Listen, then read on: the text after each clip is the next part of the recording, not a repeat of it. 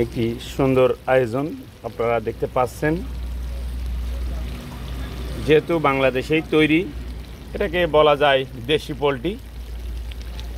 দেশি পোলট্রির গোশত আপনারা যখন রান্না করবেন, তেল মশলাপাতি একবারে ভালো করে দিয়ে নাড়াচাড়া করবেন। মশলাটা পোড়া পোড়া অবস্থা হলে তারপরে আপনার পোলট্রির গোশতটা মশলার পরে দিয়ে দেবেন, দিয়ে ভালো করে নাড়াচাড়া করে তারপরে আপনার হলুদ লবণটা পরে দেবেন।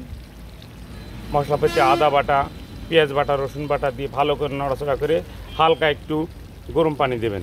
দেওয়ার পরে ভালো করে কষায় এখন কিন্তু কষানোটা চলছে, আপনাদেরকে আমরা দেখানোর চেষ্টা করছি, দেখতে থাকুন।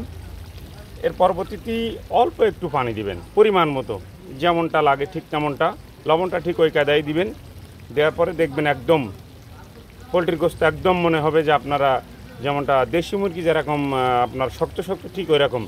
তো সেই সাথে আর একটু জানিয়ে রাখি, পোলট্রির গোশতটা যখন একটা দুইটা ধোয়া দেওয়ার পরে তৃতীয় ধোয়াটা যখন দিবেন, তখন অবশ্যই একটা লেবুর রস আপনি পুরোটা পোলট্রির গোশতের পরে দিয়ে ভালো করে নড়াচড়া করে ধুবেন।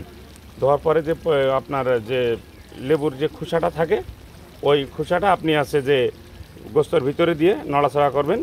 ইনশাল্লাহ খুব সুন্দর লাগবে এবং শক্ত হবে গোশতটা। আশা করি বুঝতে পারেছেন।